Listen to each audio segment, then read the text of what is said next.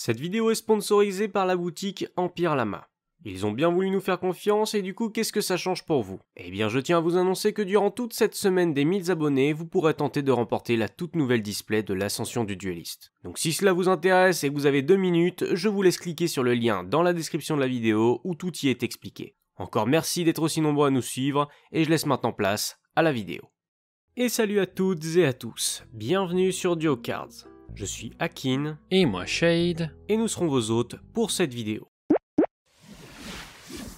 Aujourd'hui, nous nous retrouvons pour la toute première vidéo de cette semaine des 1000 abonnés qui aura pour thème l'archétype Generator. L'archétype est apparu lors de la sortie du booster Les Combattants Mystiques et s'était déjà fait remarquer à l'époque tant son gameplay était singulier et son contrôle de board puissant. Mais c'est lors de la sortie du booster du Code de l'Éternité que ce dernier s'est vraiment imposé puisqu'il prône en ce moment autour des decks anti-méta ou encore rogue. L'archétype est actuellement composé de 16 cartes dont 9 monstres à effet, 3 cartes magiques, 3 cartes pièges et 1 monstre Xyz. Je laisse dès à présent Shade vous présenter les cartes les plus importantes de l'archétype. Avant de commencer à vous présenter les cartes de l'archétype, il est bon de savoir que les monstres Generators sont tous de niveau 9 et de types différents. Ils possèdent aussi la faculté commune de pouvoir faire un effet contre un ou deux sacrifices de monstres Generator ou du type du monstre Generator en question. Afin que ce soit plus clair, nous avons par exemple Ult, Garda, boss Generator de la Délusion, qui pourra bannir une carte sur le terrain contre deux sacrifices de monstre Generator et ou monstre Rocher, puisque Ult Garda est lui-même un monstre Rocher. Bien, maintenant que tout est clair, nous pouvons passer aux autres monstres Generator. Frodi vous permettra de détruire autant de monstres sur le terrain que vous avez sacrifié de monstres Generator et ou guerriers. Dovelgus vous permettra d'invoquer un nombre de monstres Generator et ou machines depuis votre main en position de défense égal au nombre de monstres Generator ou machines que vous avez sacrifiés.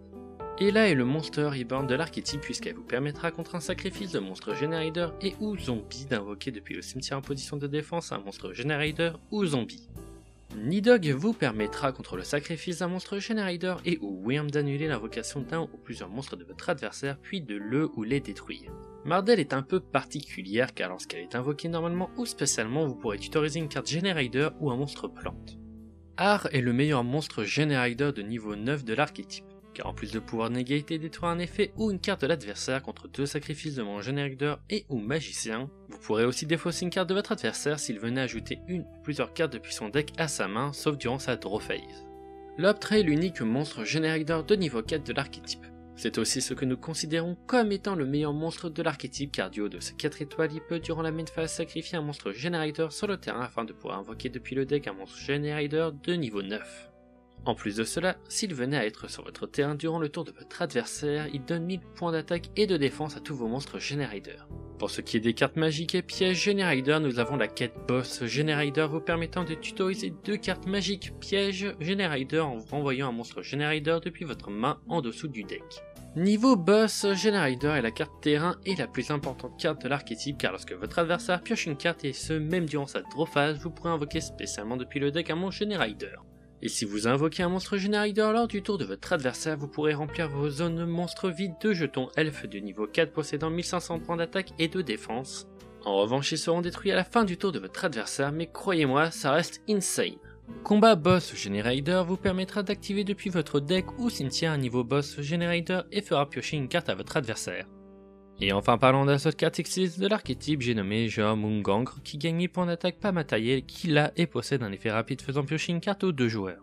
Ces derniers devront ensuite donner une carte de leur main en matériel pour notre cher serpent. Le réel intérêt de ce monstre est en réalité sa faculté à faire piocher votre adversaire et donc de pouvoir faire chain l'effet du niveau boss qui aura pour utilité d'invoquer un monstre Generator durant votre tour.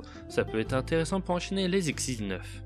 Voilà, maintenant que les cartes Generator ont été présentées, il est grand temps de passer à la présentation de la decklist, que voici. En ce qui concerne le ratio des cartes Generator, nous avons une Mardel, 2 Ar, 2 Utgarda, 2 Nidog, 2 Ella, 1 Dovelgus, 1 Frodi, 3 niveaux boss, 3 quêtes boss, 3 combats boss et 1 Jomungandr. Pour ce qui est du reste des cartes, nous avons 3 sorcières condamnées, qui est la meilleure invocation normale du deck, vous permettant à la fois de tutoriser un Graal interdit et donc d'avoir une negate supplémentaire pour le tour de votre adversaire, mais aussi de se sacrifier durant la main phase de votre adversaire afin d'avoir un Loptre très facilement. 3 Trias et Archia, qui est je pense un support indirect au Generider, vu à quel point elle marche avec le deck. Vous pourrez l'invoquer en effet rapide en sacrifiant des monstres elfes, et étant donné que les jetons Generider le sont, il sera très facile d'activer ces effets, et on va pas se mentir, que ce soit la destruction de cartes ou la pioche, cette carte servira toujours. 3 floraisons de cendres pour ralentir l'adversaire, 2 Graal interdits car c'est jamais une carte inutile et je le rappelle, elle est tutorisable par la sorcière, 3 monstruosités de l'héritage du monde qui est la carte vous permettant d'invoquer le plus facilement des monstres X6 de l'extra deck, et enfin 3 super polymérisations car l'extra deck n'est pas ultra utile et donc on peut beaucoup plus en profiter.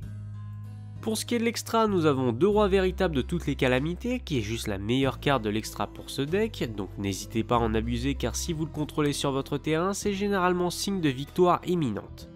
Une forteresse fantôme Interblatnir et un coupe-terre Chenille Infinie qui sont 2 cartes X6 situationnelles mais pouvant répondre toutes les deux à certains problèmes que vous pourriez rencontrer. Un chat à 9 vies pour reborn vos Generaiders de niveau 9 ou les monstres dans le cimetière de votre adversaire. Et pour ce qui est du reste, eh bien c'est relativement subjectif. Pour ce qui est des cartes liens, on a la Prédaplante pour utiliser une super polymérisation de votre deck, une IP Masquerena pour invoquer durant le tour de votre adversaire la licorne, mais sachez que vous n'utiliserez quasiment jamais vos monstres liens. Et pour les cartes fusion, elles ont été choisies pour aller avec les decks de la méta, à savoir Trifio Verutum et le dragon venin affamé pour les decks jouant des monstres ténèbres, une Winda pour les decks marionnettes de l'ombre, un Boudragon pour pas mal de decks, un Golem Minister pour tous les decks Cybers, et enfin un Dragon Necro pour les decks comme Surnalish ou Balerdrock par exemple. Voilà pour ce qui est du deck. J'aimerais maintenant parler avec vous de 2-3 choses à son sujet. D'abord, il est parfaitement possible de jouer le deck sans super polymérisation. Certaines cartes peuvent d'ailleurs très bien se placer dans le deck, je pense notamment à la malédiction Kujikiri qui s'est fait remplacer par la Trias, mais sachez que certains decks la jouent encore en 1 ou 2 exemplaires pour avoir encore plus de pioches. En plus, qui dit défausse de Generider dans le cimetière dit est là, donc pourquoi pas. Ensuite, vous avez aussi la carte Salboss Generider vous permettant de protéger les effets de vos cartes Generider. Elle est tutorisable par la quête boss et peut s'avérer vraiment chiante pour votre adversaire. En revanche, au vu du fait que le deck possède un important risque de brick, j'ai préféré ne pas l'ajouter dans le deck. Mais vous pouvez très bien l'échanger avec un des 2 Graals présents dans la decklist. Et enfin, vous avez la Floraison de Feu qui peut être jouée en 3 fois et qui permet d'invoquer spécialement très facilement Mardel. L'intérêt ici est de pouvoir avoir non seulement plus de chances d'avoir le terrain car Mardel peut le tutoriser quand elle est invoquée, mais c'est aussi une bonne solution pour avoir un bon monstre dès le tour 1 sur le terrain.